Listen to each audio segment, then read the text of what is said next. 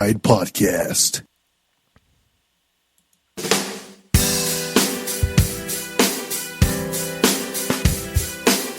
What's going on, family? What's up? What's up? It's Jerry Royce Live Worldwide. You watching Late Nights. That's right, on Positive Power, Double XI, Christian Media. So welcome. We got a great show for you guys tonight.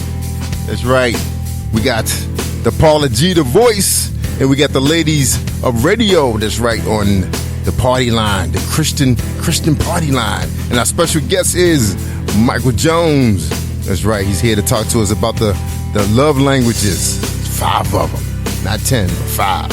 So stand by for Paula G, the voice. She's coming up.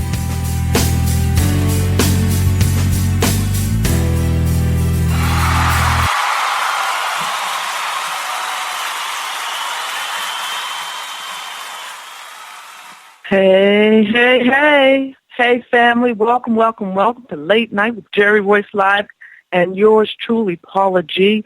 Also, the ladies of Late Night Radio, my sisters tonight, Shay Sams, Chanel Lynn Malloyd, and Patrice Jackson on the party line at 12:15. We've got a dynamic show for you this evening, and we are going to get right to it. My guest, as a child, displayed wisdom beyond his years. He's a Navy veteran of 23 years in the United States Navy Submarine Force. He also, during his time in the military, engaged in professional counseling as a navigation and operations enlisted department advisor. He was also the ship's drug and alcohol program advisor. He and his wife, ladies and gentlemen, listen to this. They've got 7 children between them. 12 grandchildren. He's powerful. He's an anointed teacher. He's a preacher. He's a top-notch relationship advisor. He's a life coach. He's a keynote speaker. He's an inspirational speaker. And he is our guest this evening on Late Night with Jerry Royce Live and Paula G. Ladies and gentlemen, please welcome Minister Prophet Michael Jones to Late Night Radio. How are you, my brother? Hey, doing great, God's blessing. Yes, he is. Yes, he is. And we're so happy that you've joined us this evening. This is an awesome topic. It's a great topic, and it's a topic that so many people are talking about. And I know you have a wealth of knowledge that you're going to drop on us this evening. So share with us a little bit about your background when it comes to the professional counseling. Well, like I said, I'm the only boy, and I was raised with a bunch of girls. So I started the unprofessional counseling most of my life. It was one of those things that it just came easy. So right. Even though I was one of the youngest children, they always gravitated to me and asked me, for advice. And my mom even had a nickname for me. She used to call me Daddy. So it was like, she recognized I had old spirit and I had wisdom to give, even when I was young. You know what I mean? Mm-hmm. Yes. And so they carried it to the military, and it seemed like no matter what position I found myself, no matter how low I was in the ranks, they kept pushing me up, and always put me in a position to give advice and position to guidance and leadership. And it's just something that came natural to me because of my position in my family. I was the only boy. I was the one looked at to give that spiritual guidance and protection. So I just carried that forth in the military. And because of my love of God and my love of family, and people, I just love people in general, to help them. That's how I got involved in counseling. Wow. During your time in the military, the military is a unique area, shall we say. And those of us who have been in, whether we're active duty or spouses, know how challenging holding together a relationship can be in the military. Can you elaborate a bit on some of the challenges that military families face when it comes to relationships, or that you've seen or experienced? Okay. Yes. So in addition to the normal challenges that any relationship would face, you have the added challenge that people can grow apart. I mean, they spend so much time away, and so they're actually growing while they're away. They're separated, so their interests can change. You know, the maturity levels can change. The woman you thought you knew or the man you thought you knew, when they come back, could be a totally different person. So you got that adjustment as well. Right. Yeah. And you've got some projects also. You're a co-executive of the House of Swords. Tell us about that. Yes. Well, the House of Swords is a very interesting and dynamic. It's still growing until, believe it or not, me and my sister got involved in it. My sister, Zion, birthed this ministry, and her ideal was she wanted to get men of God, because we both talked about how men had been displaced in their position.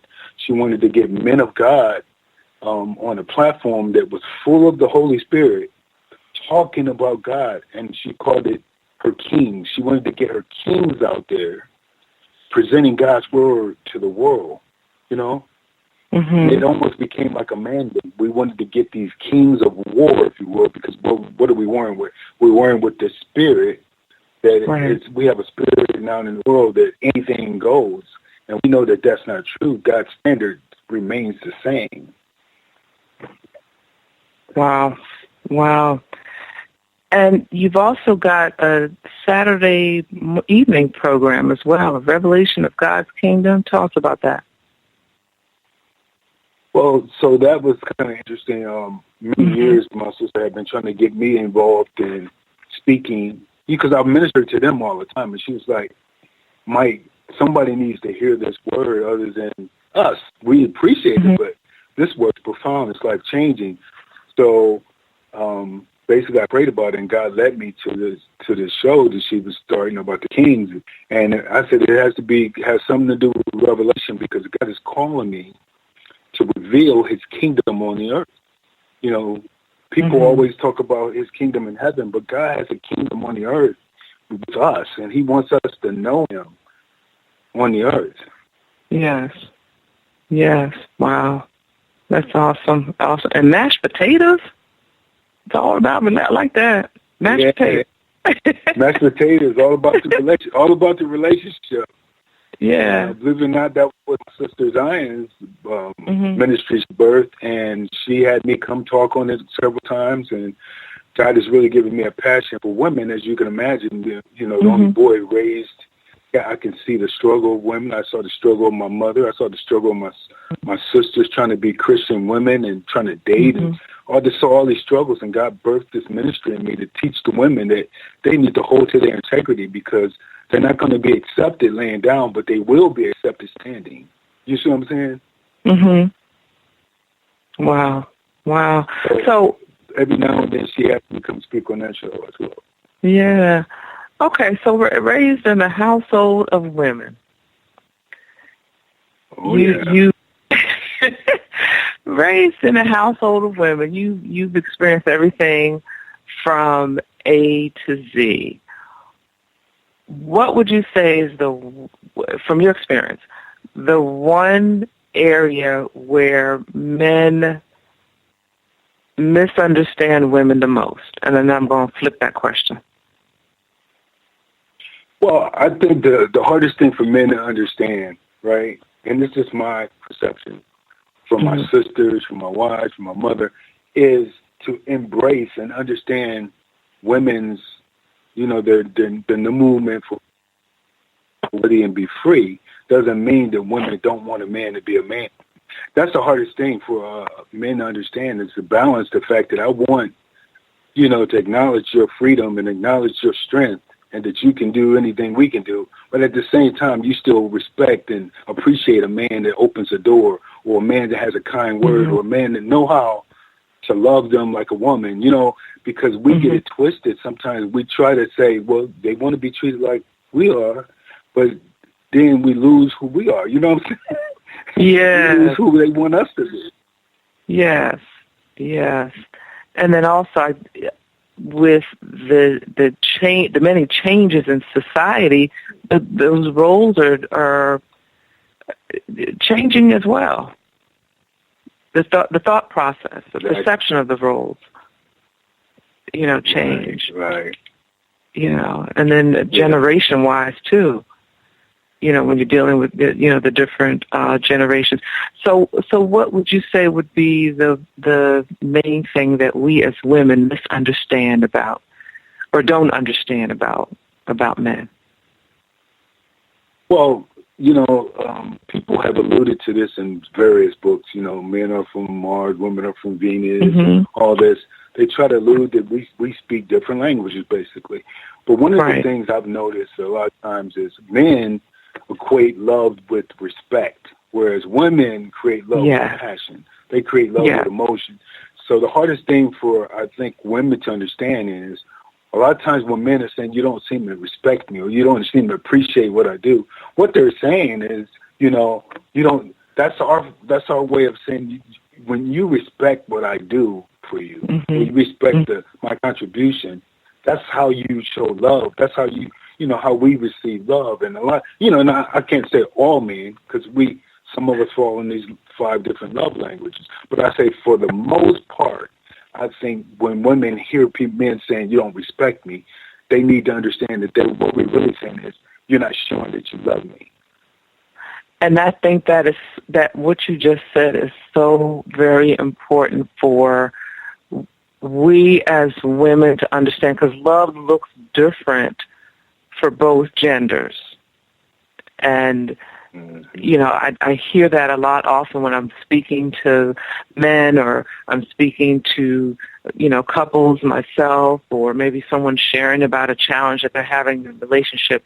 That comes up a lot, that a man doesn't feel respected by his woman. And, it's so important, I believe, for women to really understand how powerful that is and how important that is, to a man. So we're speaking these different languages, and we're going to get into depth in the next segment as well. But we've got these different languages that we as women and as men also have to learn, and the challenge is learning to speak each other's language. And we're going to take a music break in a minute or so, and when we come back on the other side of the music break, I do kind of want you to elaborate a little bit so we can kind of set the stage for the next segment of the show, the party line, as to what are some things we need to know when it comes to the love languages? What are some things that we need to understand when it comes to the love languages? And we are having a conversation this evening. If you've just joined us right here, Late Night Radio on Positive Power 21 with Jerry Royce live and Paula G, and the Christian Party Line a little bit later on with my sisters. But right now we're going to take a music break. And when we come back on the flip side, we're going to continue the conversation with Prophet Minister Michael Jones. This is Late Night Radio, Positive Power 21. We'll be back in a moment. You're listening to Jerry Royce Live Worldwide Podcast.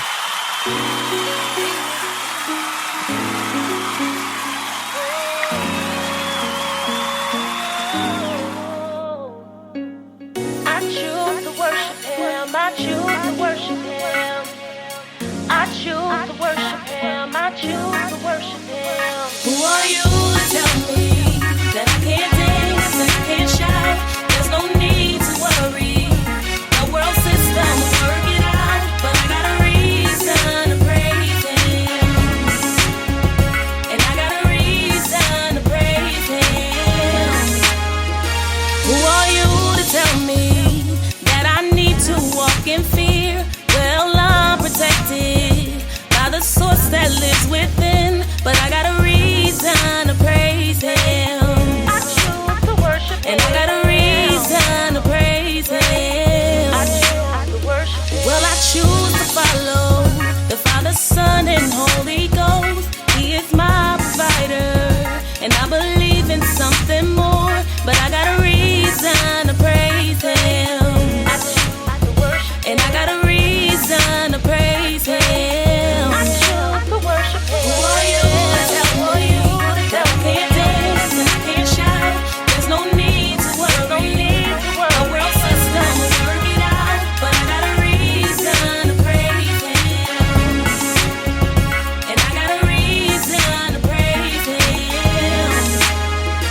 listen, Shay, got plenty of reasons. Because they come a dime a dozen, he died for me, so it's God I'm loving. And it's that Holy Spirit in me that's keeping this whole world buzzing. Believing in the cross life, so it's no more thug. It's living proof in his proof that he raised the dead. Not only that, gave me a spot where I can rest my head. That was healing in the scriptures and it kept me fed. You can believe what you want, my God ain't dead. Let's go. Who are you to tell me that my kids won't go to church and the streets will get them and strip them from their worth? I got a reason to praise him. Well, I got a reason to praise him. Who are you to tell me that I can't dance, I can't shout? There's no need to worry. The world system will work it out, but I got a reason to praise him. And I got a reason to praise him. We fall down. Come on, girl. We get up. In our Lord, God we trust, all our hope, and all our fears. Lord, we're here, draw us near, and I got a reason to praise him, and I got a reason to praise him, and I got a reason to praise him, and I got a reason to praise him.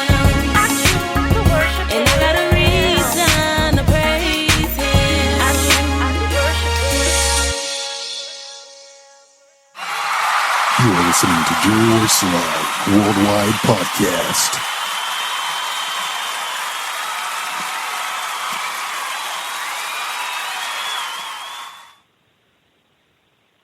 And family, if you are just joining us, this is Late Night Radio with Jerry Royce Live and Paula G right here on Positive Power 21.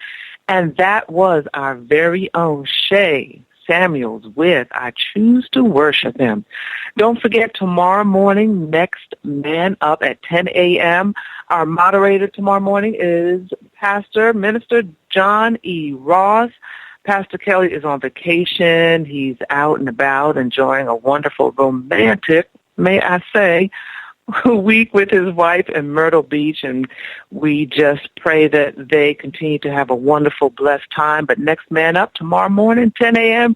with John E. Ross. He's going to take the reins and lead the conversation tomorrow. Also, the guests are Apostle Thomas Morrison, Christian rapper Adam Kirkland, podcaster, author Ron E. Jefferson, and Pastor Derek Easter. I encourage you to join these gentlemen tomorrow morning. Just a wonderful, dynamic show. Next Man Up, 10 a.m. tomorrow morning right here on Positive Power 21. And before the break, we were having a conversation with our guest this evening. As a child, he displayed wisdom beyond his years, and I suppose that kind of comes with growing up in a house full of women. He learned from the school of hard knocks, growing up in a house full of females, but he spent 23 years in the military, also gaining some professional counseling experience in the military. He's an anointed teacher. He's a preacher. He's a relationship advisor, a life coach. I mean, the man is just loaded with knowledge, and he's going to be hanging around with us this evening to go into depth about the 5 love languages. So before the break, we were talking a little bit about men and women and how some of the things that women misunderstand men about and vice versa. And what I wanted to ask you was, what prompted you to be interested in the 5 love languages? How did that capture that's your really attention? Interesting. Mm-hmm. Well, I would tell you, it's 5 love languages is actually from a renowned, he is a relationship therapist, a Dr. Gary Chapman. He wrote this book, and I'm gonna tell you, I can tell he's a Christian because in the book he talks about God and all that. But I'm one of those people that collect books. I love knowledge, and I don't always get a chance to read them. That's the funny part. But to tell you the story is, somehow this book came to my knowledge. I don't even remember how it came to my knowledge, but it was on my radar. I ordered the book. I had gotten the book and started reading it. I was actually going through some problems with my own personal relationship. And me and my significant other had went to counseling, and the counselor there had started talking about the 5 love languages. And she was very surprised to find out that I knew about them. I was like, yeah, I just recently gotten that book in my hand. And she was like, what? And, and I started conversing with her, and she was like, you seem like you got a good understanding of that. And I was like, yeah, it just seemed like it made sense to me, Right. And so I found that just applying these things, I won't say it was an instant fix, but at least made me realize that I was hearing my significant other and she was hearing me. Whereas before, without this skill and knowledge of these languages, we were actually speaking at each other and around each other. And we were responding to each other's inquiries without really hearing each other. At each other and around each other. I think that's what most of us do. There was something profound in the book that they said. They said that the love languages are as different as English is to Japanese. And no matter how loud or how many times you repeat something in English, if a person only understands Japanese, they don't understand you. Wow. That's a great analogy. That's a great analogy. And two, would you not agree that we both come to the table in relationship? We both come to the table with our past, whether we want to label it baggage, circumstances, whatever we want to call it. So that on top of speaking Japanese versus English just adds to the challenge. Would you not agree? Or absolutely. And one of the things that was so profound in this book was they made a statement that they were amazed at how many people give up their todays for yesterdays, meaning that they can't get past yesterday, can't forgive, but they're still trying to stay in the relationship. And it was like if they only knew, if they just let go of yesterday, they could have an opportunity for a brighter today. If they let go of yesterday, they would have an opportunity for a brighter today. Wow.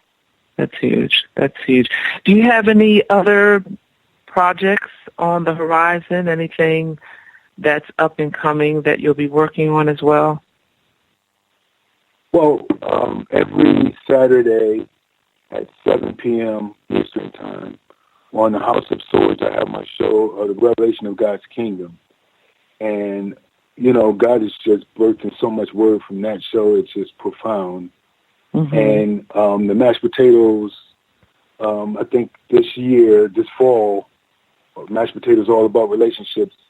We're going to be launching our first, it's either going to be a relationship workshop or it's going to be like a seminar, And I think that's going to be profound because there's so many relationships out there that they're in such desire need to have a retreat, and we call it a love retreat where you and your spouse can get along with you and your spouse and just some people that got God's word in them and guide you guys to healing and restoration. Wow. That is huge. So how is life with 12 grandchildren? Well, it's amazing that all 12 of our grandchildren are in Virginia. So we see them, but we don't see them on the regular. But, I tell you, I love children. Yes. I love children. Yes. It's I told my mother once when I was little, that I wanted 100 children. Oh, my God. Be careful what you ask for. Yeah.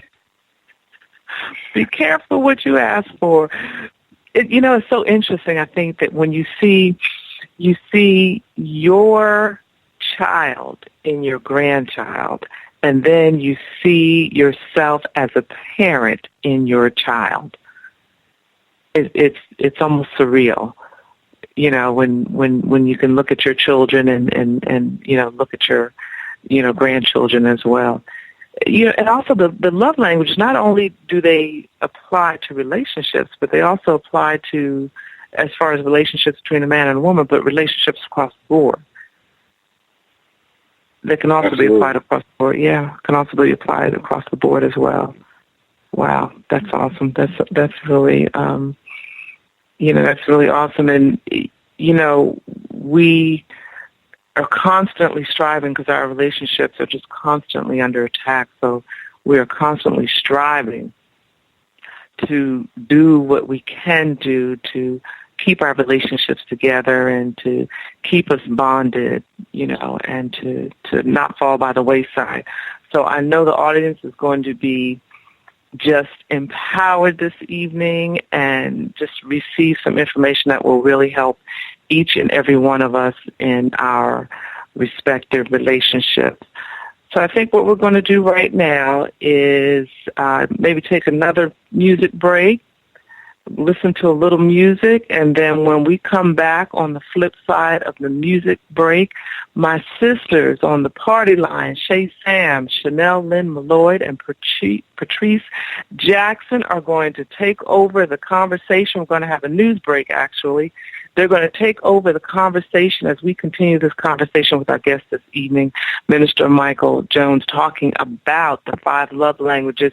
And also, don't forget, tomorrow morning, Next Man Up, 10 a.m., which will be hosted by Pastor John E. Ross. Our guest are Apostle Thomas Morrison, Christian rapper Adam Kirkland, and podcaster and author Ron E. Jefferson, and Pastor Derek Easter.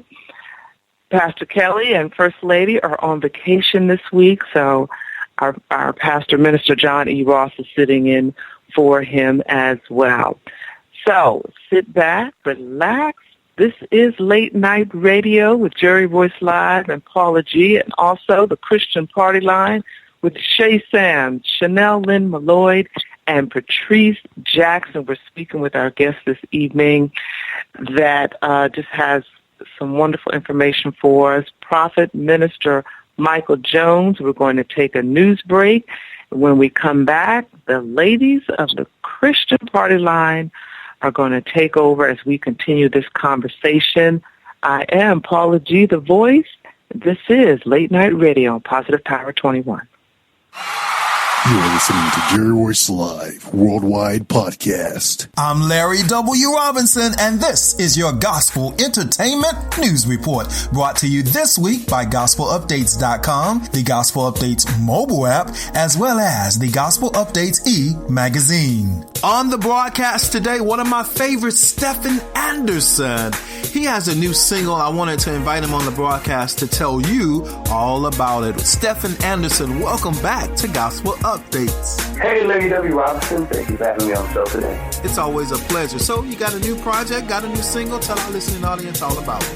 Yes, I have a new project out called Liberation, in session part 1, and it's my new music on there, all about the evolution and where God has taken me and what he's doing right now, what he's saying in this season musically. All right, so tell us about this hot new single you have. How excellent, Psalms 8 quotes the scripture, O Lord, our Lord, how excellent is thy name in all the earth, for you have set your glory above the heavens. And so it's just a song of worship to God, speaking of his splendor and his greatness, and talk about how powerful he is. And so, and just it's just a good praise song for people to sing on their praise team, or if you're singing while you cleaning the house. So it's just one of those songs to reach everybody. Gotcha. How excellent, the latest single from Stephen Anderson, available at all digital download stations. This has been Gospel Updates. I'm your host, Larry W. Robinson. Download the Gospel Updates official mobile app by going to Gospel Updates in your app store, as well as get your hands on a copy of the latest Gospel Updates e-magazine by going to the all-new GospelUpdates.com. That's GospelUpdates.com. Visit today, GospelUpdates.com. You're listening to Jerry Royce Live Worldwide Podcast.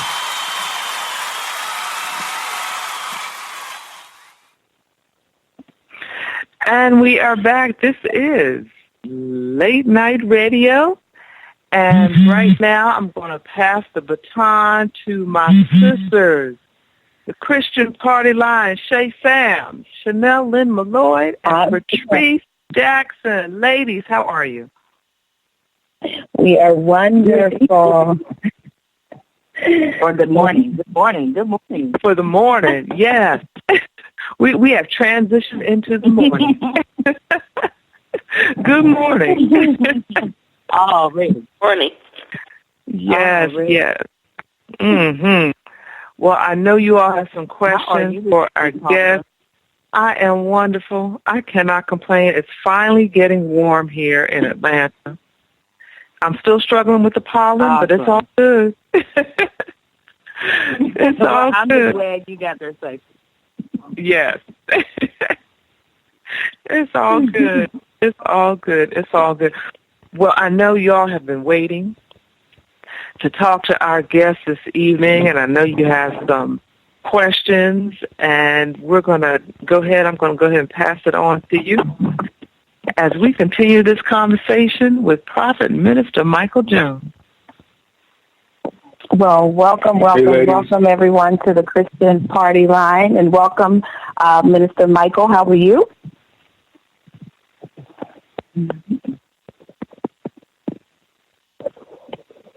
Can you guys hear me? Yes. Yeah, I can hear you. Yes. Okay. All right. We're good. Okay, good. Okay, Minister Michael, can you hear us okay? Okay, he may not be able to hear us, but you have reached, this is the Christian Party Line, and you were with your girl, Shay Samuels and Patrice Jackson, and I like to call her my sister, but Pastor Chanel Lloyd. It's like PC. We're just going to say PC. And we have Paula G joining us tonight. Just, you know what, we had an awesome time with her the last time we were on the air. And she has decided to stick it out with us because the discussions are always so awesome. And she brings a bit of wisdom, right, ladies?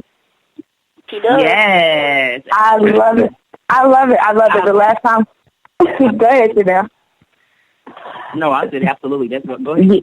Yeah, the last time you were on the show, Paula, it was amazing because we were talking about dating in the church, and we were saying it from like our generation's perspective. But then you got on the line and you started talking, and it was like sitting down with our auntie who was just giving us some old school wisdom. There you go. Hey. Yeah, and it was. Right. It was a bit of like, you know, we just all kind of sat down and sat Indian style in front of you while you were giving us a bit of that old school wisdom. And we appreciate that. So we're looking forward to that tonight. So, Chanel, how was your week? It was fabulous, honey. Well, I took my kids to see the Avengers movie, and afterwards, you all lift me up in prayer. I'm depressed now after watching the movie. I don't want to give any spoilers, but I'm depressed. What movie did you watch? She said the Avengers. Oh, my goodness. Oh, please don't spoil it. Please don't spoil it. We're going to go. Hurt my soul. Please don't spoil it. We're going to go see that sometime this week. Yeah, don't spoil it for us. Don't just like the whole Black Panther. Don't spoil it. Don't spoil it. Miss Patrice, we do have you on the line. How's your week been, ma'am? It has been really good. I was a very productive week. Got a lot of work done, working on some new projects here in Cleveland, so I'm excited. Okay, well, good. I think we here in Georgia, we got some really good weather, and it was like, I feel like we can't find a balance. I mean, it's like it was cold one week, and then it was like super hot today, and it's like my house doesn't know whether it wants to be cold or hot all in the same day. So that's what we're getting. That's no different than Missouri. No different than Missouri. I don't feel bad at all. So now I know Patrice was getting a lot of snow at one point. How's the weather, Patrice, in Cleveland? Okay, so even though it is May, I still am kind of scared to jinx it. But the snow has been really cold. Here in a while, it's been very windy and it's been raining. But I'll take that. That May is supposed to rain. It's not supposed to snow. So as of right now, we're one day we're off. We're going to be in sync one day. All of us are going to be sunny. It's going to be sun with a side of sun for all of us one day. Well, I do think we have our guest back. Is Minister Michael on the line with us? Yes, I am. Okay, well, welcome back with us, sir. We are so happy to have you tonight. And I know that you had an exciting time with Miss Paula G. And so we are going to really dig into the 5 love languages tonight. And I'm so appreciative of you being here because the last couple of topics that we've had has had to do with dating in some form or fashion, so dating in the church. And last week we talked a little bit about living together as unmarried believers. And so tonight we're going to dig into the 5 love languages. So I think the shows have kind of, coincided with one another. And now we have you, a male figure on the line who's going to give us some background on the 5 love languages. Amen. Amen. So we appreciate you being on the call with us. We appreciate you being on the call with us. So you've reached, this is the Christian Party Line. I keep saying you've reached the Christian Party Line, but you are on the Christian Party Line. And this is your girl, Shay Samuels, and I am with my sister, Chanel and Patrice and Paula G. And we do have a special guest on tonight, Prophet Minister Michael Jones. You have heard him on the 11 o'clock hour with Paula G. and all of the stuff that they were talking about. Now, I heard something about 12 grandchildren. Is that right? Yeah, that's 12 and counting. Yeah, 12 and counting. I heard 100. I heard 100 children, 12 grandchildren. Talk to us about that. Well, I said when I was a very young man, I've always loved children and kind of took them under my wing. So even when I was a young man, I would get all the kids in the neighborhood together and take them down to the community center and have a blast with them. And one day I told my mom, I said, Mom, I'm going to have 100 kids. And she was like, you sure about that? I was like, yeah, I'm going to have 100 kids. Well, I didn't think that was really going to happen. But I think what the God has shown me is 100 kids is what I'm adopting. I'm claiming all the kids everywhere I can find them that needs love, because there's a lot of children that basically are not receiving love from men that they should be. So I'm going to be their surrogate father, and I'm going to make sure that they get the love that they need. Amen. Well, I say it works out for the both of you, because then you don't have to come out of your pocket for 100 kids, but they get the love that they need from a father that is well needed in the community. So the good thing is you were able to save some of your money. Amen. Economical. I would say the good thing is you would save some of your money. So we did hear a little bit of your show with Paula G, and I'm excited about digging in with this. This is going to be a hot topic tonight. I know that a couple of people had already inboxed me and told me that they were really excited about what this show was going to be about tonight. So, I'm just very appreciative of you being on here with us, and I'm looking forward to digging in. So I do want to give a shout-out to Daynette Watson, our sponsor, Daynette Watson, at DaynetteWatson.com, where you get all of your supplements and all of your coaching, energy, energizing, all that. I always say this, that Royce swears by it. And so shout out to our sponsor, Daynette Watson, and to Next Man Up. I hear that Ronnie Jefferson is going to be on Next Man Up tomorrow morning. And if you haven't heard this awesome man of God, he is on fire for Christ. I don't know if y'all follow him on Facebook right now, but his messages are always on point. He's like a Netflix fanatic right now. So a lot of the shows that I've been watching, he comes up with it and he's watching it as well. So shout out to Ronnie Jefferson and the Next Man Out. And shout out to Dr. Paul Kelly, who is on vacation with his wife, having a great time. And I heard Paula G say he is having a romantic. I had to spell that out. I had to spell it out a couple times after she said it. ROMANTIC. Evidently. Go ahead and write that down. I'm kidding. Evidently, yes, they're speaking each other's love language, because we haven't heard from either one of them. That is right. They are speaking the love languages, and I'm sure, we were making fun of one of them. He was on the beach. Yeah, he was on the beach. He's like, he knows how to take a vacation. That's a love language in itself. He knows how to take a vacation. Come on now. Absolutely. Teach us something when you come back, Dr. Paul Kelly. Teach us something when you come back. Hallelujah. Yes. Well, if you are just joining us, again, this is Shay Samuels, and I'm with my sister Chanel Malloy and Patrice Jackson and Paula G. And we are joined by a special guest tonight, Prophet Minister Michael Jones. And we're going to be talking about the 5 love languages tonight. You guys know that the last couple of shows have been about some form of dating as a believer. Last week it was about living together, if it was okay or not. As a believer. And tonight, I think we can roll the last few shows into this and add some additional items to it as well, some additional discussions to it as well. So what we're going to do right now, we're going to go ahead and go to a music break. And when we come back, we are going to dig in and ask the questions that most women want to ask men about the love languages. And we're going to talk a little bit about our perspective as women about the love languages. And we're going to round it off because there's many, many, many ways love languages can be used. There's books out there right now for love languages for children. And I think if we get ourselves boxed in, I'm kind of moving too soon, but if we get ourselves boxed into the love languages pertaining to our relationships, we'll miss out on the business relationship love languages and the friendship love languages and the family member love languages. So we're going to dig into all of that tonight. Right now we're going to go to a music break, and when we come back, you are going to get the juice on the 5 love languages.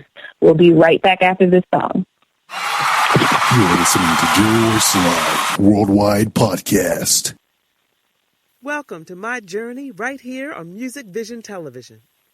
We are all a result of our life journeys. You can say to yourself, the sum of who I am is a result of my journey. Each episode will guide, inspire, and encourage you through your own personal journey as members of the independent artist industry. Sit down to share how they are making it through life's challenges. Join us on my journey with Paula G. right here on Music Vision Television. Hi, this is Lady T, urban gospel artist from Jackson, Mississippi. You're listening to Positive Power XXI Christian Radio on Spreaker Radio and Facebook Live, so keep it locked.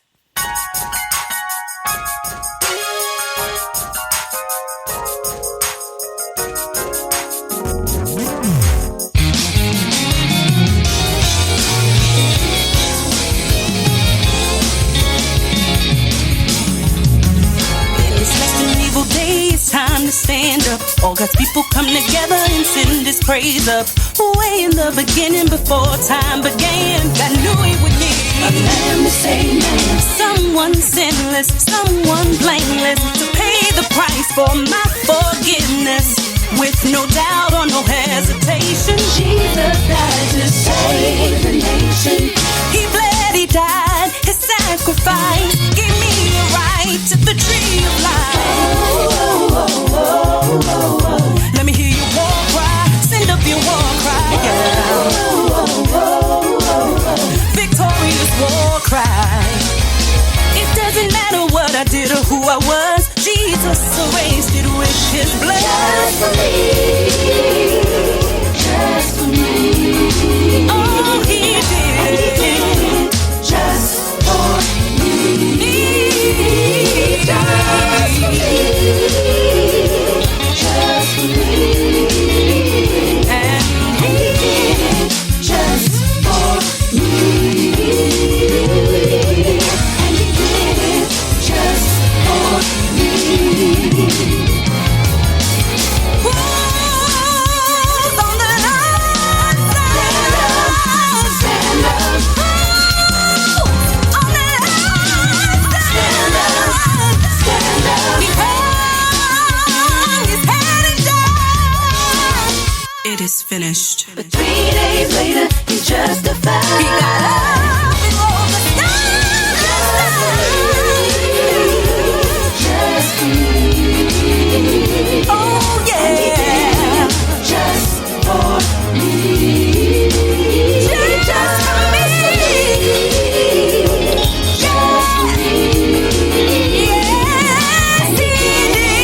Just for me. And He did it just for me.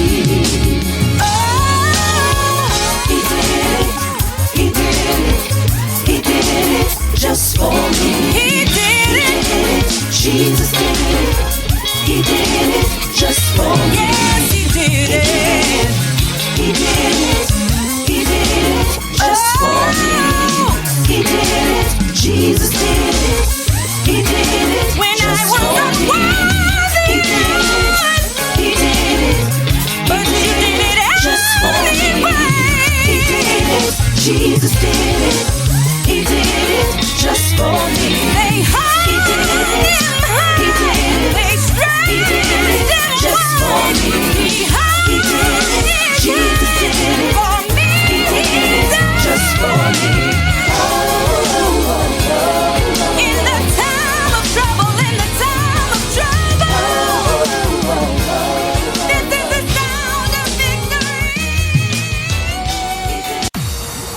You're not going to want to miss this, folks. Carlton McConnell and Round the Clock Entertainment, in association with Tag Entertainment and the nationally syndicated radio show, The New Artist Profile, present the Rhythm of Gospel Awards Hall of Fame Indie Artist Showcase, June 22nd, 2018, beginning at 10:30 a.m. at the luxurious Hilton Hotel, 45 West Orchard Park Drive, Greenville, South Carolina. This event is open to independent gospel recording artists looking to expand and expose your music ministry. With a who's who list of radio, media, and industry professionals in attendance, this is definitely the event you will want to be a part of. We will also be celebrating the induction of CEO Carlton McConnell into the Rhythm of Gospel Hall of Fame for over 35 years of service in the gospel music industry. This event will be hosted by none other than Tony Deanna Radio, host of the New Artist Profile, award-winning syndicated radio broadcast. For more information, email Round the Clock Entertainment at roundtheclock.cm@gmail.com or phone 927-834-5936. We want to see you there.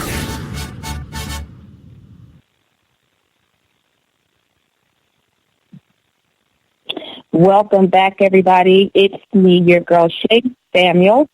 And that song was Felicia Joseph, Just For Me, and Boy Can She Blow. Yes. Oh, my goodness. Oh, my goodness. I was over here thinking, like, okay, so y'all know I'm a singer, and I was just thinking, like, can I hit those notes? Oh, yeah, sure. Yeah, you gotta get me say. Listen. I mean, that takes some skill though, because like you know. So shout out to Felicia Joseph for that, and her testifying Tuesday on Facebook. I love her. I love her spirit, and I just thank God for music like that. They hung them high, they stretched them wide. We don't get a lot of music like that anymore. We don't get a lot of music where we're talking about the love of Christ, or getting people to the foot of Christ, the feet of Christ anymore. It's always about the problems and the situations that we go through. So I like that she titled that song Just For Me. So amen, and thank you so much, Felicia, for sharing your music. And we also want to say Pastor Todd's Bible School is coming to Positive Power 21. It's an online accredited school with Spirit-empowered courses, and that is taught by Dr. Paul Kelly. Guys, all these courses are transferable to associated colleges. And so I want you guys to tune in. The pre-launch is going to be June 2018, so be on the lookout for that. The Jerry Voice Live Worldwide podcast is opening up its platform for a lot of growth, coaching. This is not like my script, but the more I start to talk about the things that are coming to this podcast, the more I see that this vision of life is just coming together for a lot of people, and opportunities are just coming out of the wazoo. So I just thank God for that, and shout out to Dr. Paul Kelly for bringing that to Positive Power 21.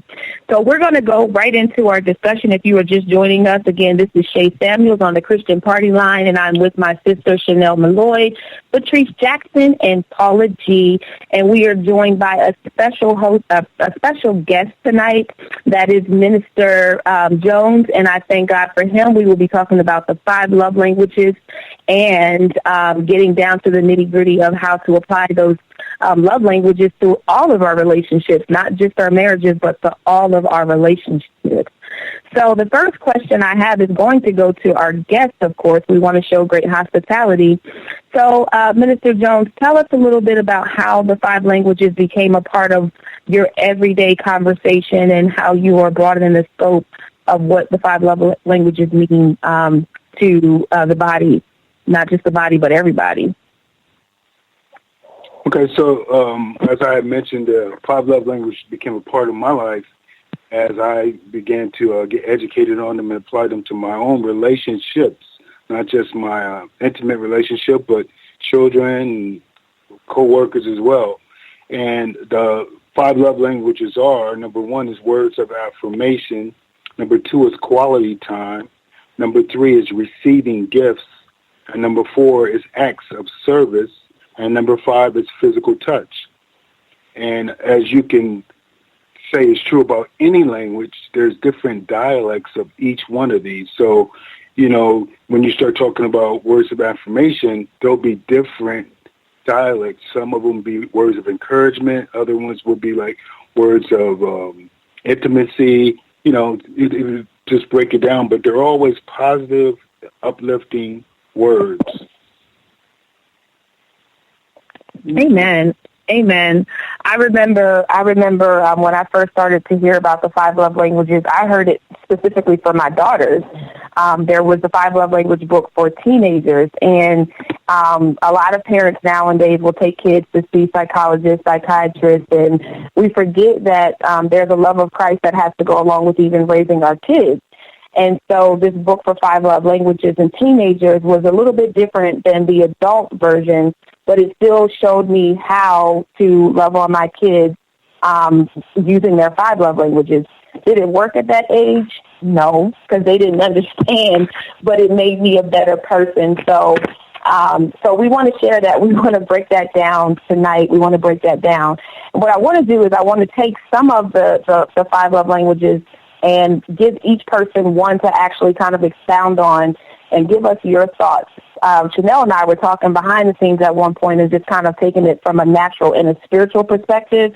And so whatever God lays on your heart tonight, remember this is an opportunity for us to bless the listeners, to encourage the listeners, empower the listeners, and really just show the love of Christ when we talk about these items. And so that's what we're going to do tonight. Amen. So, Amen. So Paula G, I'm going to give the first question to you, and I'm going to ask you because you were already talking about it and you kind of like in the flow of it. You know, it's early a.m. for us, so you're already in like an hour in. So we're going to go ahead and let you warm us up. We're going to let you warm us up. So out of the 5 love languages, what would you say, which one would you say stands out most to you and why? You know, I always say that time is precious. It is the one thing that you cannot get back. So for me, the one that stands out amongst all 5 is the quality time. And that spending time with that person, be it a spouse or mate or your child. When our guest and I were talking a little bit earlier, we were talking about the military families and some of the challenges of the military family. For my family at the time, when my husband was in the military, the most important time for us was quality time because there were so many deployments, you know, back to back. You might have maybe a month in between there, but quality time for us as a family was the most important, and then also as a couple. So, you know, for me, and given that the day and age that we live in, and you know, life is so precious, time is so precious, that I feel that quality time, while each language has its value and has its place and its relevance and its importance and so forth, I feel that the quality time is perhaps the one that stands out to me the most. And I don't know if that's generated from that, but I'm hearing myself say it, and I don't know if that's generated from being a military spouse for so many years, and just time, you know, having the time together, the time that we had together was so precious because it was far and few in between with all of the deployments and so forth. I don't know if it's generated from that. Yeah. I don't know if it's generated from that because, too, I think that our love languages also are generated, and Minister Jones can maybe speak to this as well. Our love language may be generated from our past experiences and how those past experiences have manifested. You know, for me, and I often wonder, had I not been a military spouse, would quality time be the one that sticks out for me? Would it be something else? So our love language is generated. Go ahead.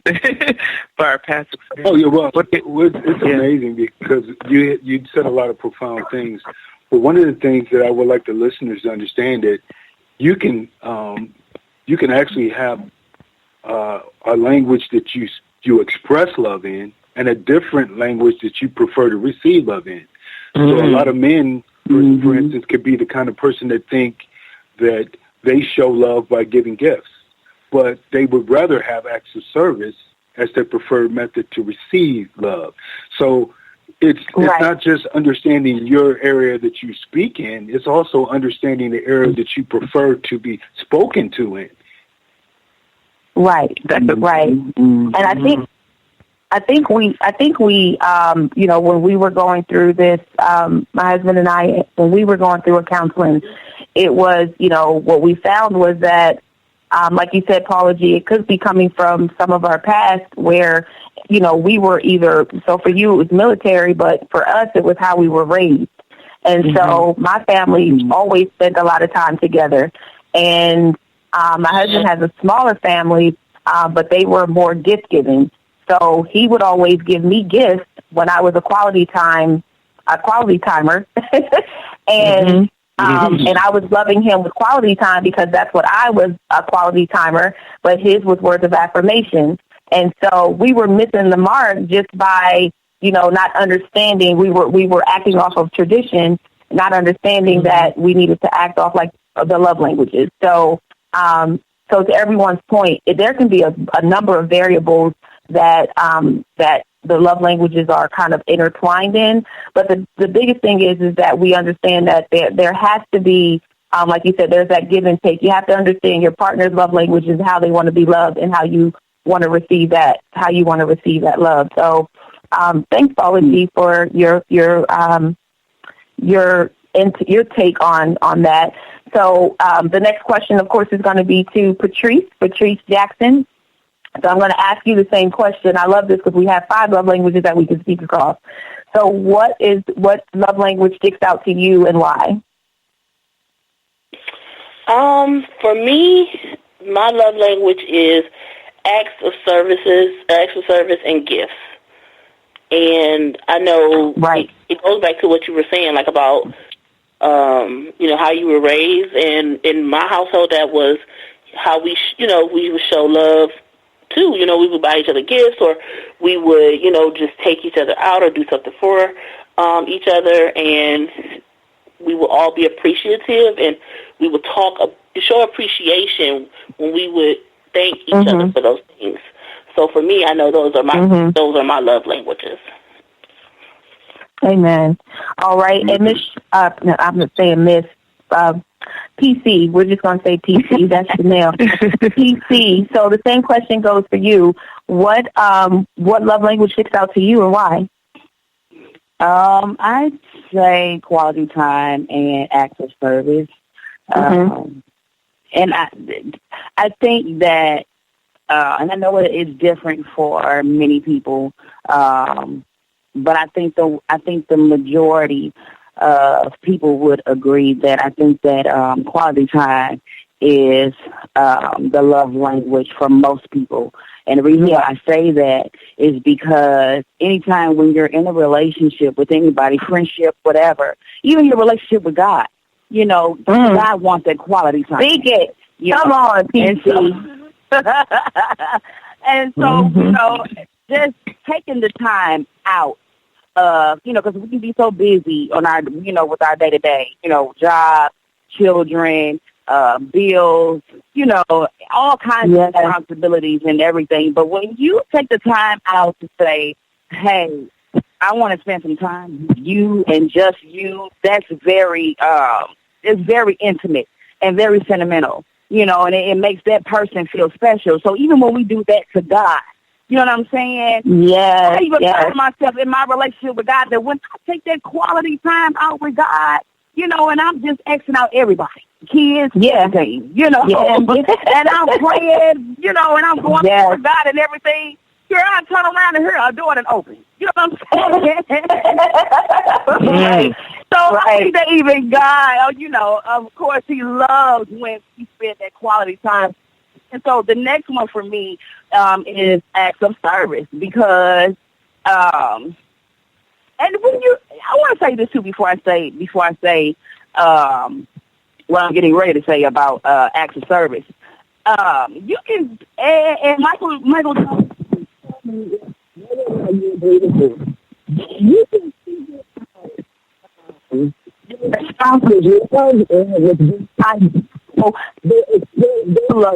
to you, like when you get involved with someone and they are doing some service, it's like they are basically letting you know, hey, this is how I would like for you to treat me.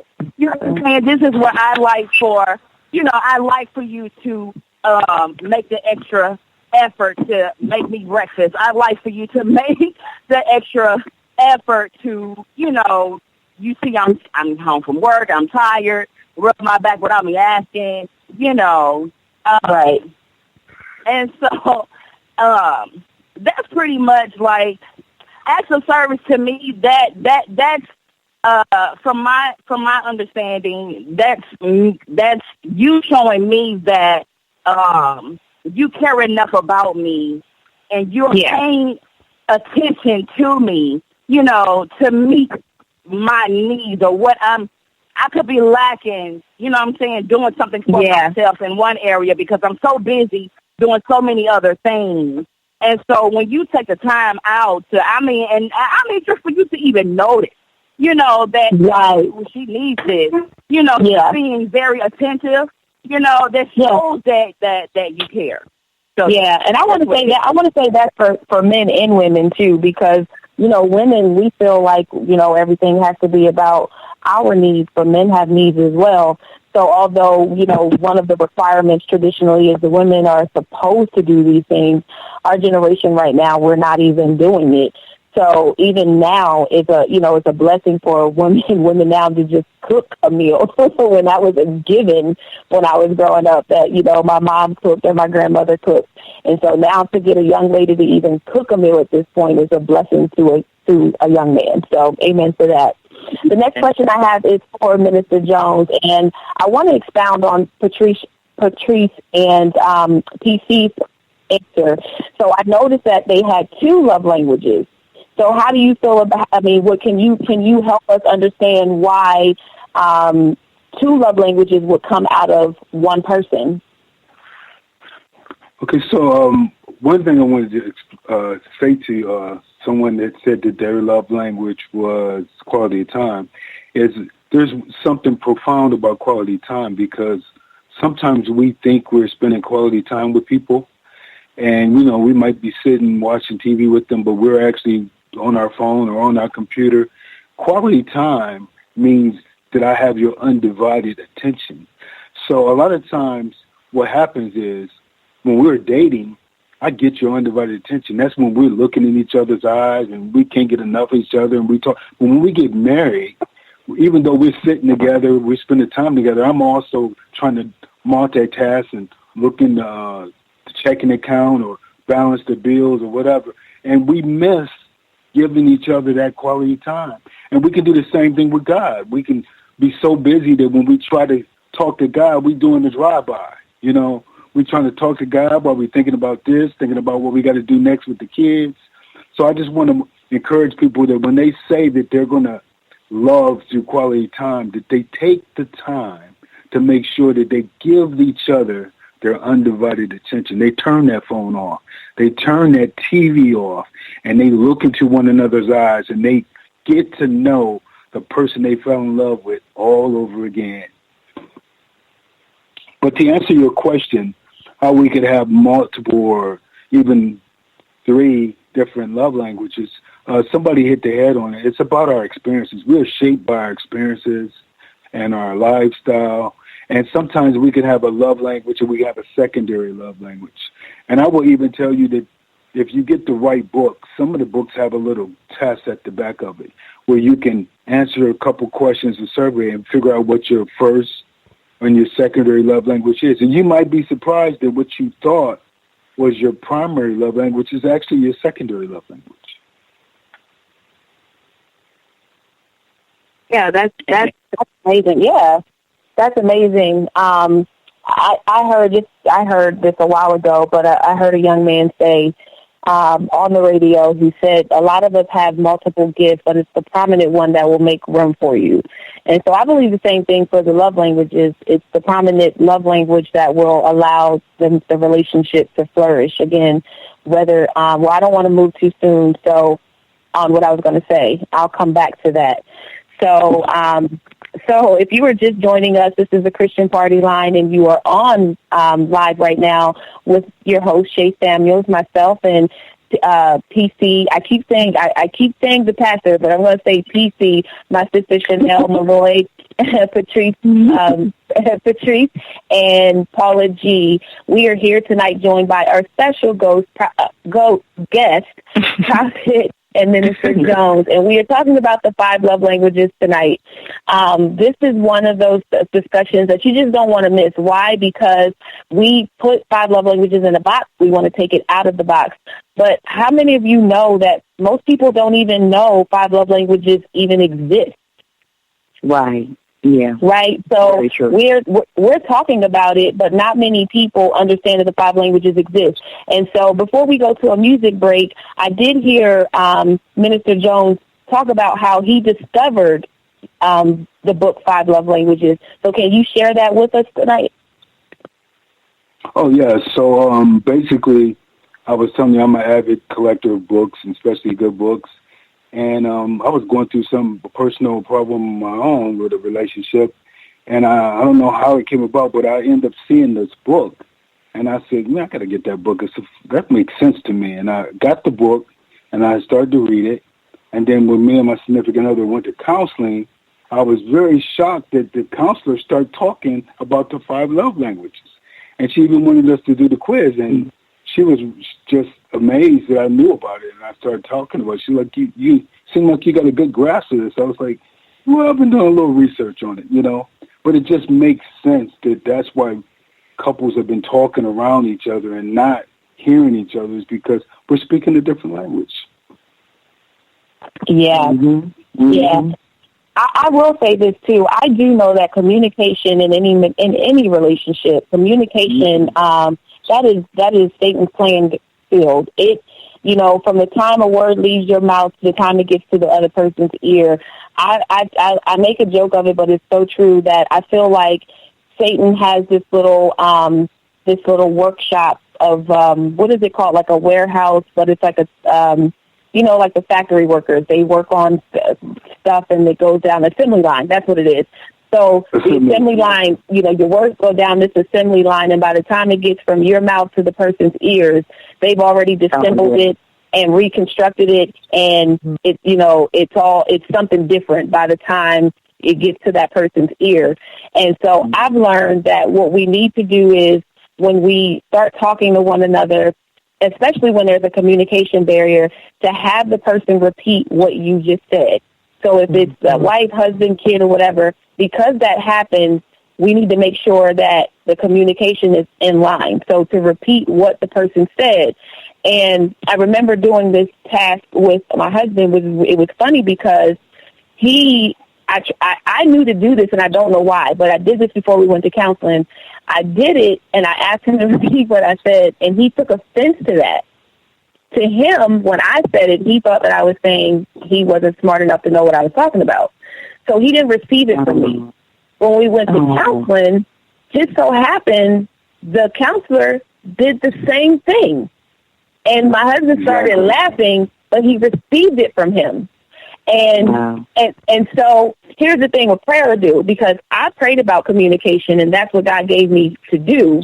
But my husband didn't receive it from me because, of course, communication was just off.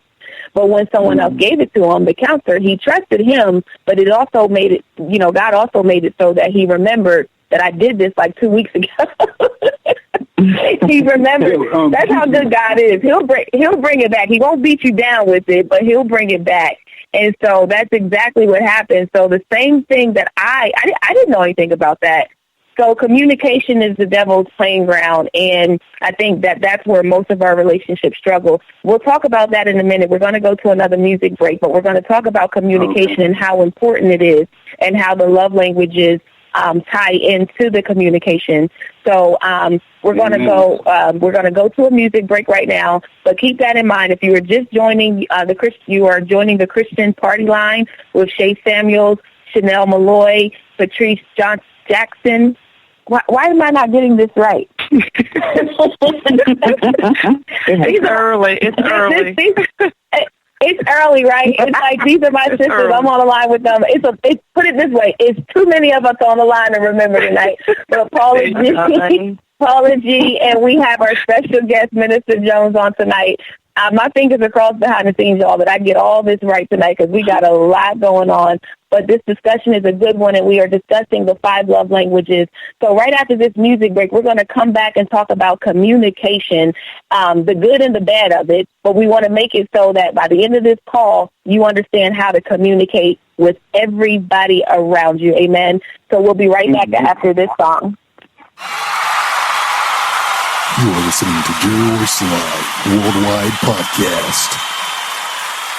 Hi, I'm Nina Taylor, and here is your gospel news. One of the most popular gospel choirs of the 1990s, Donald Lawrence and the Tri-City Singers, managed to make waves similar to a handful of other Christian acts during that decade, comprised of Lawrence plus 34 members from the Tri-Cities of Spartanburg, South Carolina, plus Gastonia and Charlotte, North Carolina. The choir debuted in 1993 with their album, A Songwriter's Point of View. Bible Stories followed in 1995, and the choir released a holiday LP entitled Hello Christmas in 1997. Lawrence and the Tri-City Singers signed to EMI in 2000, releasing their third album, TriCity4.com. Go Get Your Life Back followed in 2002. Restoring the Years, the Greatest Hits album, appeared in 2003. The next year saw the release of Lawrence's first solo album, I Speak Life. The Tri-City Singers announced the group was calling it quits in the spring of 2006 and recorded their last concert album, which was released that same year, Finale, Act 1, and Finale, Act 2. Lawrence's second solo album, The Law of Confession, Part 1, arrived in February of 2009, with the second part rumored to be on the horizon. Lawrence's next release, however, was entitled YRM, Your Righteous Mind, which came out in 2011. He received his BFA in music at the Cincinnati Conservatory of Music. He was nominated for a Grammy Award for the song The Blessing of Abraham with the Tri-City Singers. He grew up in Cincinnati, Ohio, where he was the minister of music at the Southern Baptist Church. Kafia Rollerson, a Philadelphia native, started singing at the age of 2. She's the daughter of Bishop Keith and Lady Cheryl Rollerson. Over the past few years, Kafia has seen great success as a solo artist. She released an EP entitled Don't Box Me In. She was also a finalist on BET's hit show Sunday Best. She made it to the top 2 and was the season 6 runner-up. Did you know that 1/3 of black men have felony convictions? In growth in the U.S. ex-felon and ex-prisoner population from 1948 to 2010, Sarah Shannon and some of her colleagues estimated that 1/3 of black men had a felony conviction in 2010, a significant increase over the past 30 years and far above the rate of white men.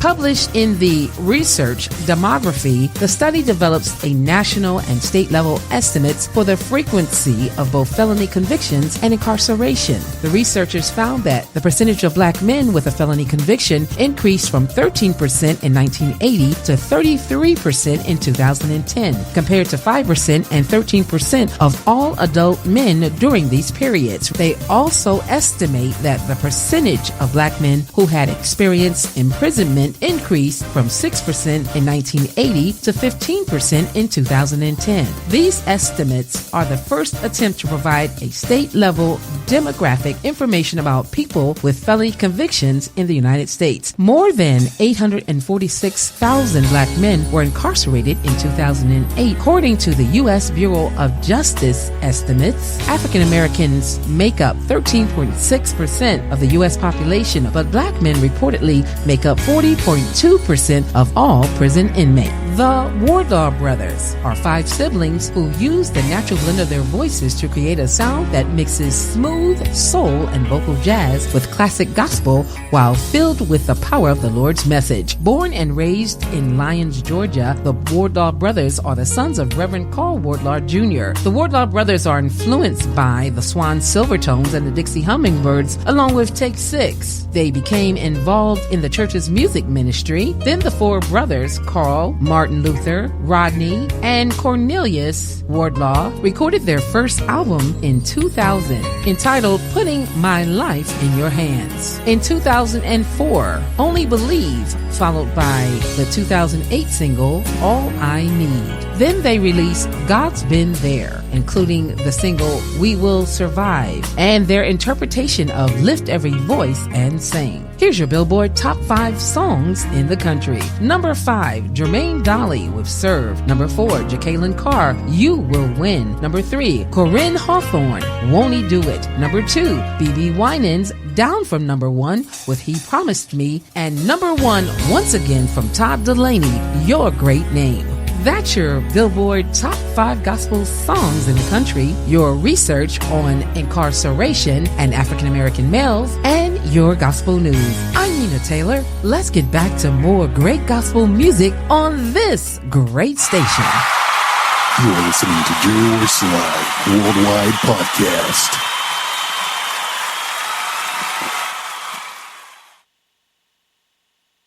Good morning and welcome back. You are on the Christian Party Line with me, your girl Shay Samuels, Chanel Malloy, Patrice Jackson, Paula G, and our special guest, Minister Jones.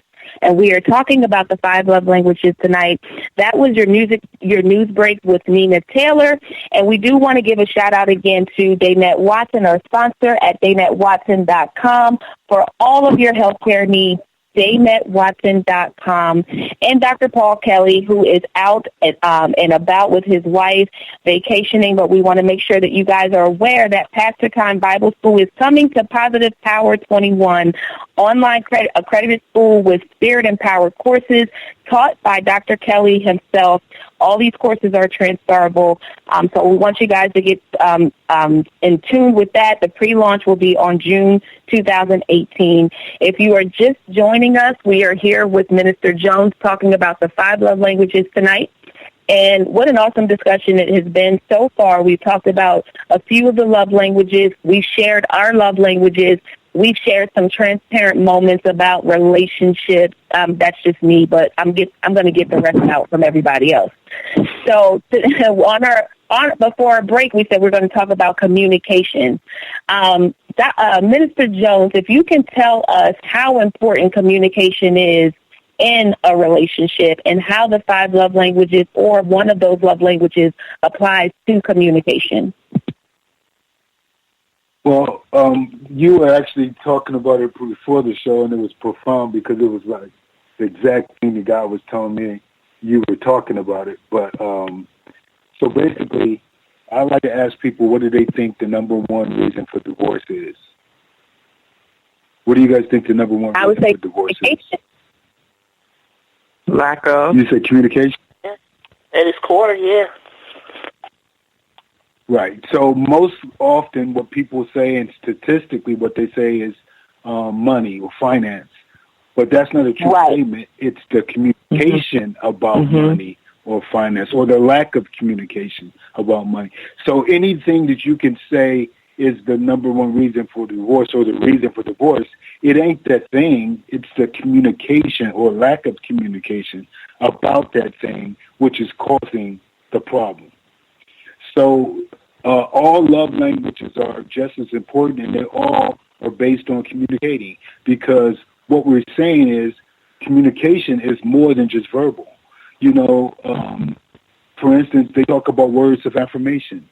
The reason some people don't receive words of affirmation from you is because you say it with an attitude. You might still be upset, but you're trying to, do this exercise that your counselor has told you and say something good about your spouse. But at the same time, your true intentions, your true personality is coming out. So you might say, hey, this drill, the counselor might tell you to find 2 or 3 things to say positive about your spouse, and you say, hey, well, I like the fact you took the garbage out, but you said it like what you really meant was about time you took the garbage out. And what the spouse hears is what your intention was. They hear right through the mask of the word of affirmation, and they hear what your true intent was. So that's some of the reasons that we don't communicate properly, is because we don't understand that communication is more than just verbal. It's your facial expressions, it's your gestures, it's your all the other stuff that goes along with it. Yes. That is so awesome, because I think, I mean, it is so true, because I think, what we don't understand is the power of, and I want to say this, let me digress for a second, because I do believe, and I'm going to go to Patrice for this question, only because we're all family oriented, but I love the way that she was brought up based off of what she's been telling us. And so, I'm gonna give her the question, but then I'm gonna follow up with a question to Chanel. Same question, opposite thought. So, in different countries, when they communicate with us in America, let's just say, Nigeria, or someone from Africa, they have a very aggressive tone when they talk. And so it sounds as if they are aggressively talking to us when we hear them, but they're not. They're speaking in love. Because we hear it aggressive, we don't know that they're not being aggressive. Does that make sense what I'm saying? Yes. Okay. And I know this only because I've witnessed this. I've witnessed this. Nigerian men won't communicate with women because they don't do that in their culture. And to us, it's so normal for men to talk to us, right? So I actually didn't know and somewhat took offense to a guy not wanting to communicate until I started to understand their level of communication with women in their culture. I say that to say sometimes culturally we're taught different things and we don't realize, like Minister Jones said, facial expressions. It may not be that the facial expression is intentional. That's how we were raised. That's how we were raised. My tone, I'm from up north, and so some people might think I'm a little aggressive when I talk.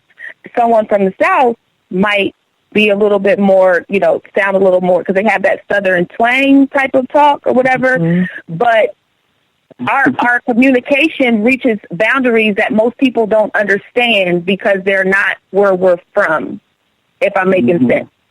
Right. Total So, sense. Patrice, say that again. No, I was just saying you're making total sense. Yes, because that's so true. And so I may marry a person whose family is very, they're very quiet, but then my family is loud. And so to the quiet family, they think we're very aggressive. Yes, yes. I just talk loud. I'm not yelling. Like, why is she always yelling? I'm not yelling, I promise you. Sometimes I feel like I have to get my ears checked because I do talk so loud. But then I hear my mom talk, and I hear my cousins talk, and everybody's trying to talk over one another, and it's been like that since I was 2. I can so relate to that. I can so relate to that. I can relate.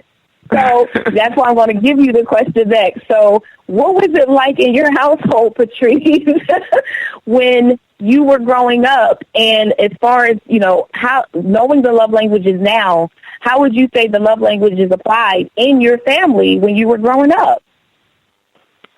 Well, okay, so this is a perfect example. My grandmother, she had to drop out when she was in school. I guess they only went up to 11th grade.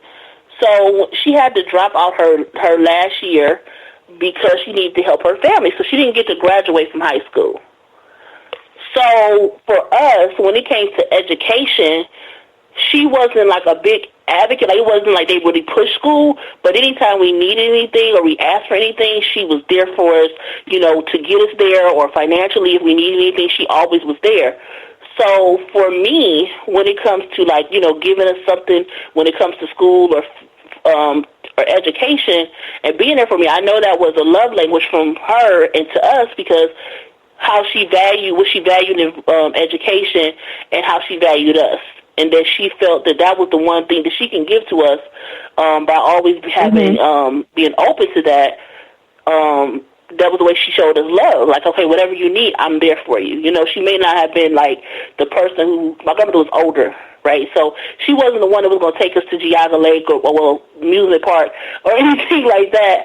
But anything we needed, she was always there for us.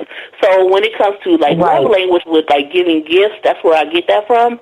And then the acts of service, both my grandmother and my mother were both volunteers in ministry and just volunteers in life. So when it came to things we did, it was probably around volunteering or at the church or in the community.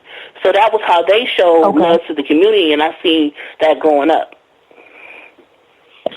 Amen. Okay.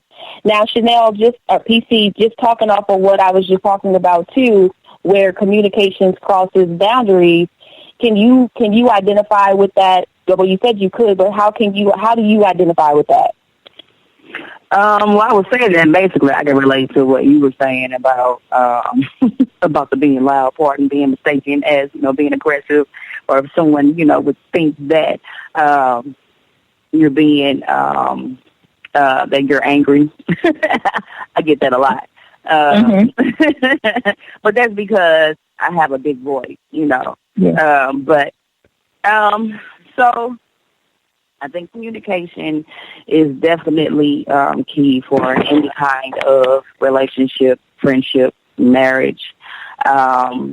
Even with your kids, communication is definitely the main. I think that's the most important. I want to say ingredient in the cooking pot of whatever kind of relationship you have, because if you don't have, if you can't communicate, you know, if you can't get through to your partner, if your partner does not understand what you're saying verbally, or even understand, you know, your heart and what you're saying, you know, then you really don't have, there's confusion and everything, all kind of chaos, you know, misunderstandings, and then division, you know. And then, like what you were saying about how basically you were saying that the enemy uses miscommunication, you know, as his playground, you know, and because he's the father of lies, of course, you know, he'll use deceptions and everything, and misperceptions and everything. And so a lot of our growing up, our, you know, how we were raised, and even just the situations that happened around us when we were growing up, and how our family members handled situations, how they handled, you know, negative things that happened in the family had an effect on our personality and our character and everything, regardless if it was right or wrong, you know. And so for a lot of us, like for me, myself, I didn't grow up in you know, a wholesome, you know, kind of family. Like my family was dysfunctional. And so you can imagine my early adult, you know, years were dysfunctional. You know, my friendships and everything that I had, and the marriage that I was in, it was dysfunction all around me, you know. But that's why I thank God, you know, for Jesus. Because honey, had not God had grabbed me, it changed my life around and gave me a new mind. You know what I'm saying? I wouldn't know how to love anybody. I wouldn't know how to love anybody. I'm hell on legs walking around. I think, you know, books like this, you know, they really do encourage us to do better, to understand ourselves a lot better. And, you know, the right person reading this book will see themselves in it, and not, you know, not to use it as an attack for someone else. But it's like these books like this are really to help you identify those areas of lack, but to also kind of redeem yourself within that lack by learning what you're learning within the book. Paula G., the next question is going to go to you. We're going to get some wisdom from our sister here. And why do you think the enemy uses, it sounds like communication overall is one of the things that we all agree is one of those elements that the enemy really does try to attack or does attack in any relationship. Why do you think it's so important for him to obscure the level of communication between relationships? I have this saying that I say every week on my show, that the greatest conversation that you will ever have is the one that takes place in between your ears, because it drives your destiny. And I always ask, in addition to that, it's the greatest conversation that you will ever have. What are you speaking to yourself? And is God a part of that conversation? And are we listening to his still small voice? So I believe that when that conversation is interrupted, especially when it comes to relationships, when that conversation is interrupted by misperceptions, and everyone was speaking to it, and our guest was speaking to it as well, when we don't connect, when we disconnect, I believe therein lies the issue with our relationships on whatever level they may be not working. And as I was listening to you all talking, and I was listening to our guest earlier, we really have to be bilingual on multiple levels. Because as I think Patrice was talking about the family. That's good, Paula. And I'm thinking, before I can even react to, my mate's love language, I'm speaking that into existence, by the way, love language, I have to understand his family's language. I have to understand his family's language, just period, before I can even properly respond to his, even if his love language is affirmation, let's say. And if I understand that his part of his family language is the volume, and I say, very quiet, baby, I love you.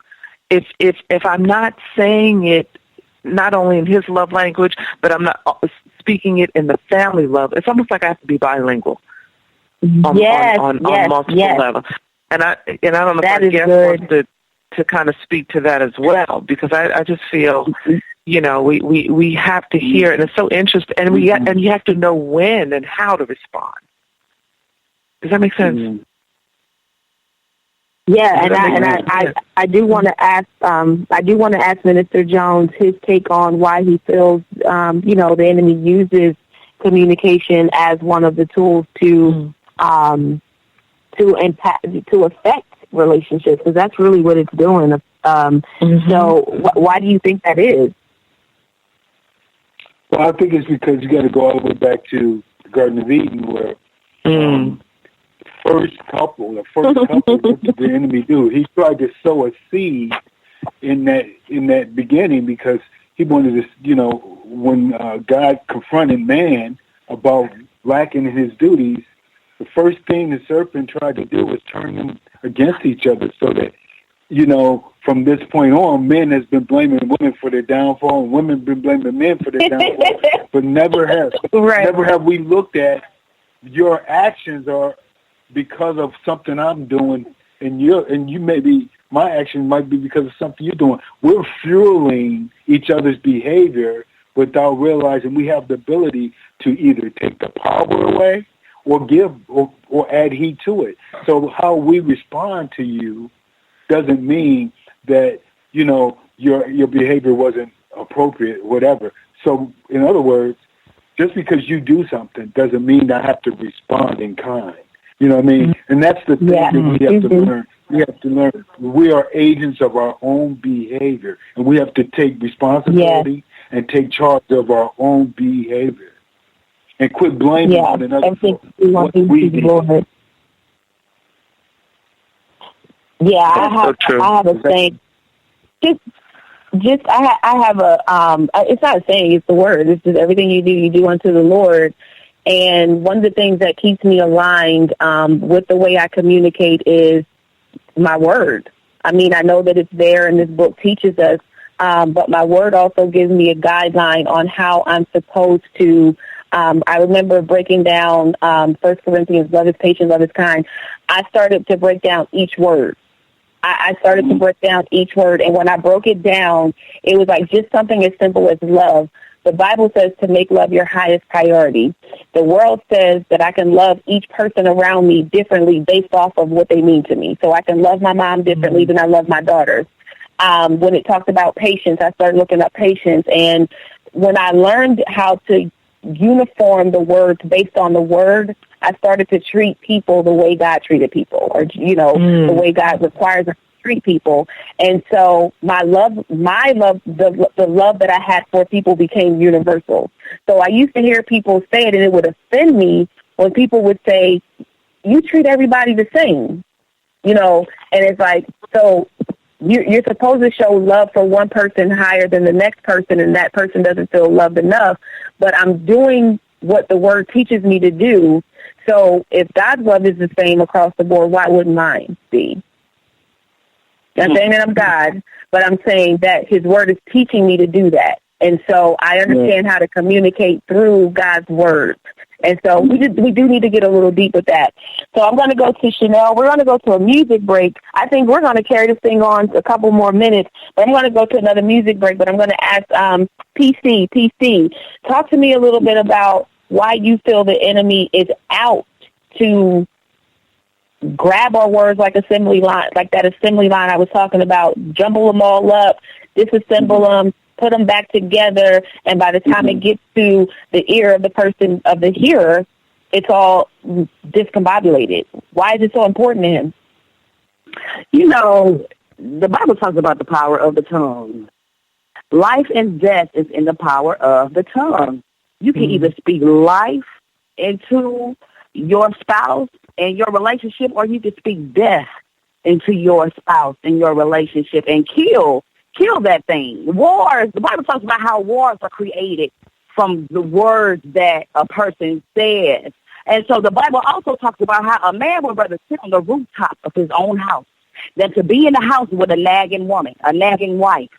And so you have to understand that the enemy knows this thing. And when, as a believer, you automatically are in spiritual warfare, whether you want to be in it or not. So when you're in a relationship with someone, trust and believe the enemy is going to come at your relationship probably 2 times as hard, because the Bible talks about how one can send 1,000 to flight, but 2 can send 10,000 to flight. So if he will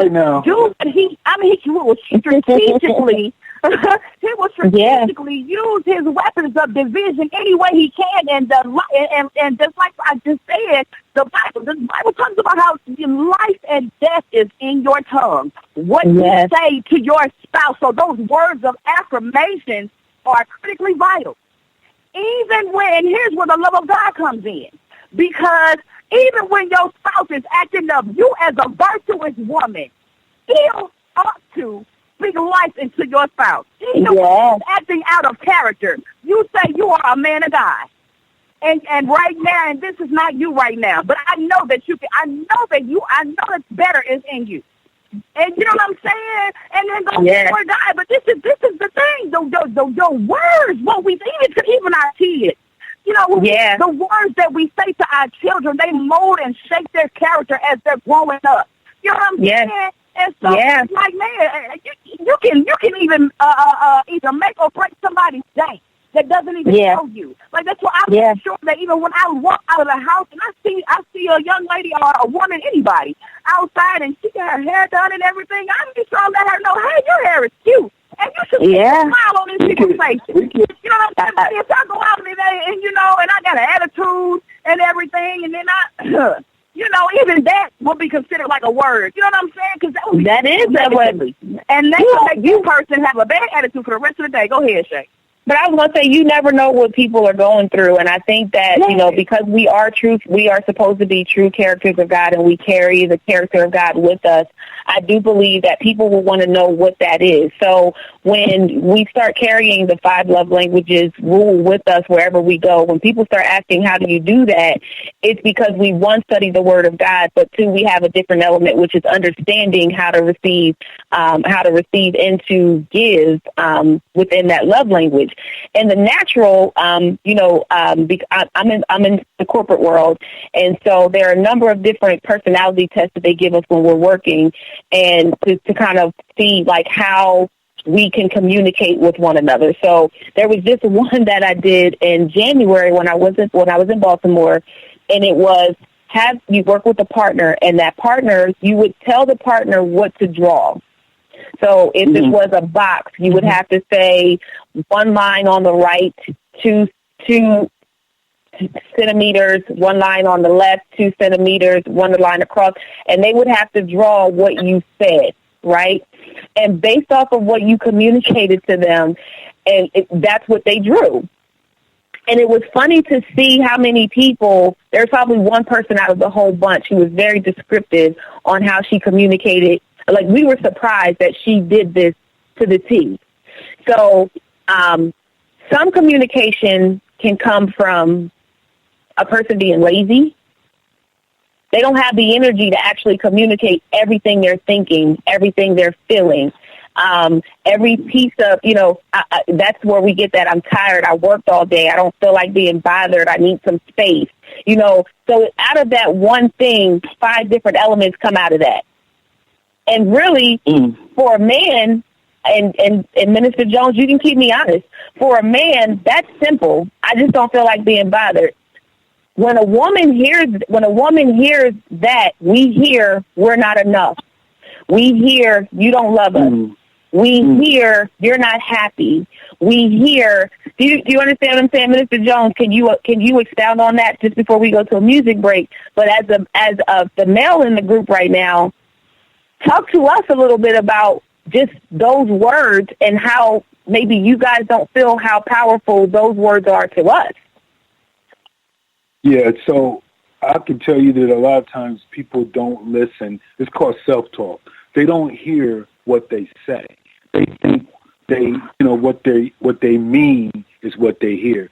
But a lot of times just saying something as simple as leave me alone or I don't want to be bothered, what it tells your significant other is I'm not your priority. I'm not important to you. And those words can be devastating. Those words are like a thorn in your flesh that sometimes you can't get past that. So you could be finding yourself 5 years from now in the same mess of a relationship that you were in from that moment. And you didn't go into counseling, you didn't went to retreats, but you can't get past that thing that was stuck in your flesh that your husband don't even remember he said.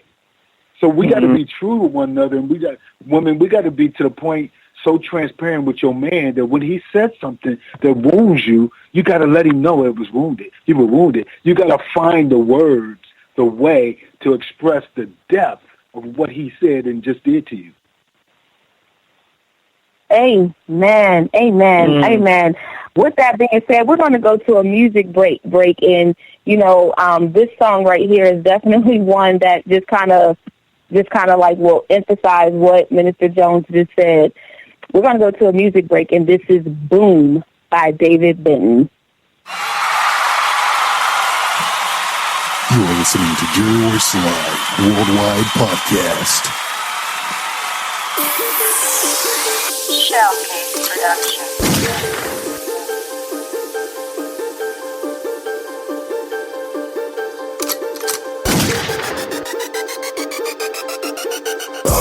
I'm frustrated, I can't take it, it make me wanna go boom.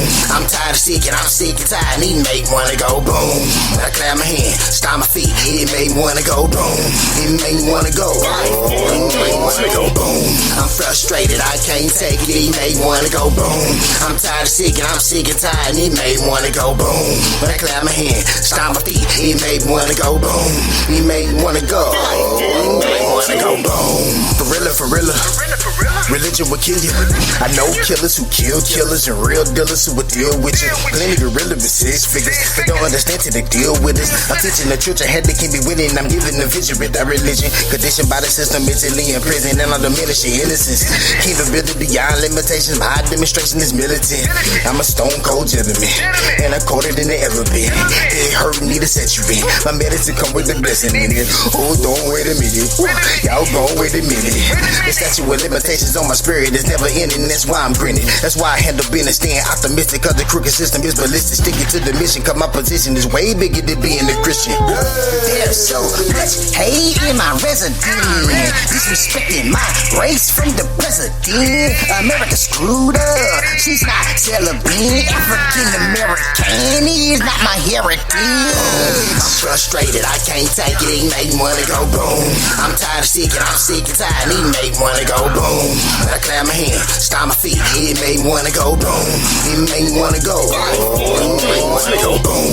I'm frustrated, I can't take it. It make me wanna go boom. I'm tired of seeking, I'm sick and tired. It make me wanna go boom. When I clap my hands, stomp my feet. It make me wanna go boom. It make me wanna go. It make me wanna go boom. So why is you faking? You know we ain't playing. See, you was forgetting, just nothing crazy. Father, come save me. Devil, what you even talking about? Like, you was sent to lie straight up out your mouth. So, blood brothers together, let the world feel the boom. Yes, it's outside. All I see is the doom. I know you who is you. Yeah, my swag's to the room. My ghost rider so holy, I let the spirit fill the room. I know that you know. Yeah, I know that you know. Yes, I know that you know, cause I've been told you so. The end of days is coming. See bodies on flow, talk about my info. Yeah, like water I flow, and I pray for you pagans, I give you some more. But you gotta chill though, don't let that tea spill though. I ain't gonna lie, yeah, I tell you the truth. Father, please forgive them, for they know what they do. Put their faith in the government, took their eyes off of you. They put their faith in the government, they took their eyes off of you. Boom. I'm frustrated, I can't take it. It make me wanna go boom. I'm tired of seeking, I'm sick and tired. It make me wanna go boom. I clap my hands, stomp my feet. It make me wanna go boom. It make me wanna go. It make me wanna go boom. I'm frustrated, I can't take it. It make me wanna go boom. I'm tired of seeking, I'm sick and tired. It make me wanna go boom. I clap my hands, stomp my feet. It make me wanna go boom. He make me wanna go. He make me wanna go boom. You are listening to Jerry Royce Live Worldwide Podcast. Amen, amen. Again, that was Boom by David Benton of Beyond the Fence. And that was like perfect timing for that song because Minister Jones just went boom. Right before that music break, he said, he sure did. Boom. Boom. He said, boom. Well, we are at the close of the hour, and we just want to say thank you so much, Minister Jones, for being a part of this, being the male in the group tonight, ladies. Let's give him a great big thank you. Yes, thank you, Minister Jones. Thanks for joining us. Yeah. Thank you for joining. Thank you for staying the course with us. Thank you, because you've done the Paula G show, and then you've done this one. So thank you for staying the course. And we really appreciate you. To my sisters, Chanel Malloy and Patrice Jackson, and to Paula G. Thank you guys for joining us and having a wonderful discussion about the 5 love languages. As always, I do want to leave you guys with a scripture that talks a lot about the communication, since we were talking about mainly, we talked about the five love languages, but communication was the one that we all agreed is the one that the enemy will really, really try to attack. So with that, James 1:19 says, to know this, my beloved brothers, let every person be quick to hear, slow to speak, and slow to anger. Ephesians 4:29 says, let no corrupting talk come out of your mouth, but only such as is good for building up as fits the occasion, that it may give grace to those who hear. And last, Proverbs 15:1, a soft answer turns away wrath, but a harsh word stirs up anger. So if you don't know how to communicate with your partner or It could be partner, it can be family members. There's a lot of scriptures that talks about communication. Google scriptures on communication, and a lot of them will come up. And I guarantee you God's word will put you right where you need to be. So this is your girl, Shay Samuels, on the Christian Party Line, again with my sister, Chanel Malloy, Patrice Jackson, and Paula G., the Lady of Wisdom in the group, and Minister Jones. Thank you so much for joining us tonight, and we will see you next Friday at 12 a.m. Shout out again to Paula G., who will be on at 11 p.m. Look out for My Journey. And shout out to Jerry Royce Live Worldwide on the Positive Power. We love you. You are listening to Jerry Royce Live Worldwide Podcast. Love you, Jerry. All right, family.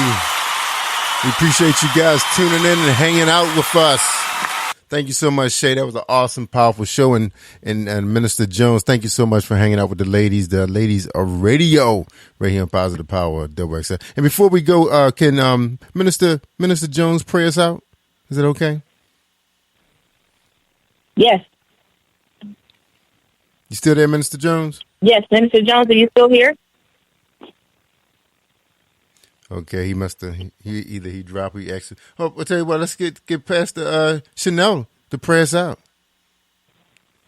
Yes, I knew you were going to say that. I knew it. Father, in the name of Jesus, Lord, we thank you for an awesome show right here on the Christian Party Line. Father, I thank you, Lord God, for Jerry Royce. I thank you for Shay Sams. I thank you for Paula G. I thank you for Patrice, Lord God, and I just pray in the name of Jesus, Lord God, that you cause this thing to go as far as you will have it to, Father. I pray that many will be touched and that relationships will be unified even the more because of this discussion. Lord, we thank you, Lord God, for Minister Michael Jones, Lord God. Give him a special blessing, Lord God, for his sacrifice, for hanging with us for so long, Lord.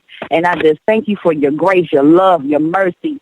I thank you, Lord God, for being on the throne, for being the true and living God, the only wise God.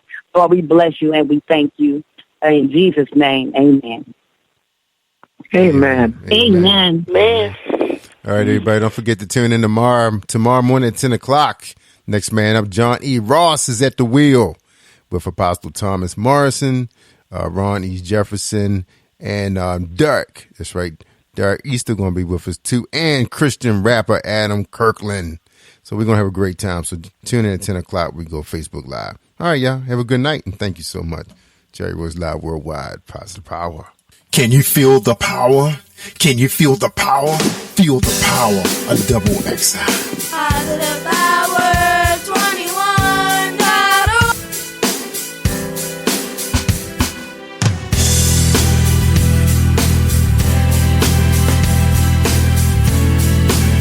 You are listening to Jerry Royce Live Worldwide Podcast.